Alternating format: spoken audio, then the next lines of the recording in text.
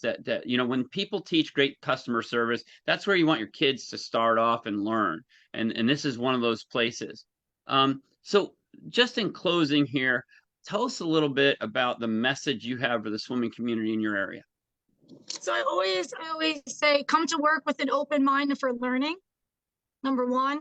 And I always say, like, if confidence comes from what you do in and out of work, not just what you do in work. So what you're doing on deck, off the deck, it matters. It matters to me. It matters to this community. It matters to our staff. And we are trying to make sure that safety is always number one at hand. So with that said, as long as our good team members are on board and the goal is set, then we can accomplish and have a great aquatics program. Got it. And Art, I'm going to ask you something here. If somebody's got a child and they're at the swimming pool, is there any reason that that adult should watch that child? Because Well, you've got a great one, staff there. Yeah, well, number one, our rule is there. A child, especially a non-swimmer, can go into the children's area, can go where it's safe for them. But if they want to go to a deeper end, they have to be with the parent, arm's distance apart. Now, there are some changes in that.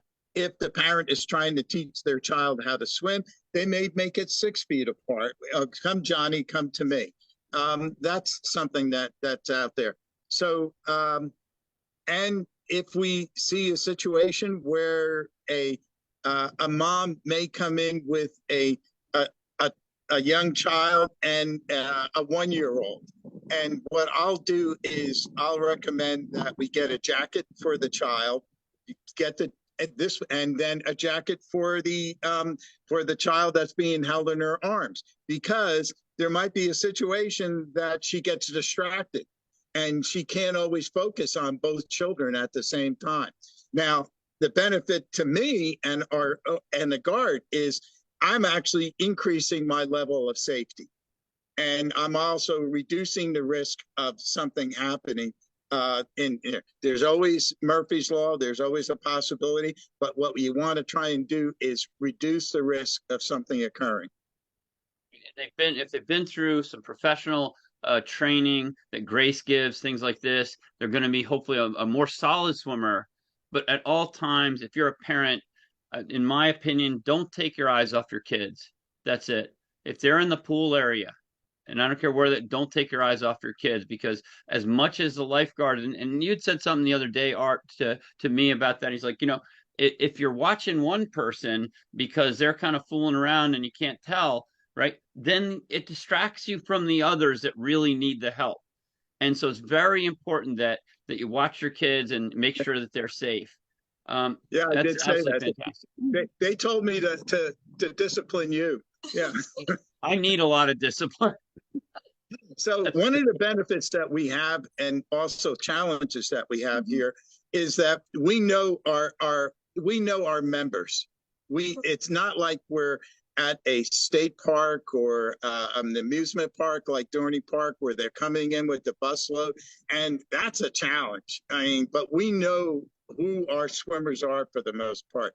Then the other thing is, we're always challenged with new staff, because our staff graduates through college and moves on to another. So the ones that we nurtured that had the good attendance and on time and all, they're gone, and we're always having new people coming in. So our challenge is to keep us positive and always know that we're starting all over again with a new season or a new crew. Right. And I'll just follow up. I'll just go off of that. The one thing we do is we're consistent. We have one instructor that everyone goes to, which is Art currently right now. I look over all in services at all times. So if there's any weakness or anything we see collectively, we point it out and we work with them. We are willing to work with them beyond hours, beyond conventional hours, whatever we need to do to make sure that they're safe. And we're happy with them on that stand. Yeah, and I can tell you that experiencing Art's calling everything the way he did in that one situation, he knows exactly, and I'm thinking everybody else does too.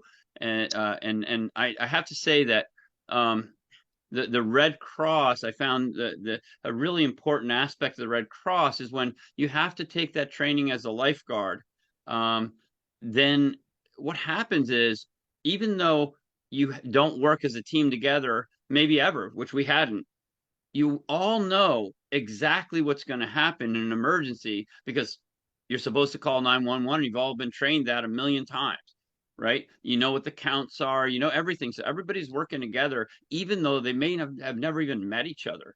So I have to say that my hat's off to them for that. So, okay. Thank you guys so much for joining us. It's been a pleasure, and you're an amazing team, and I can't wait to see you soon. Thank you. Thank you, John. Take care. Take care.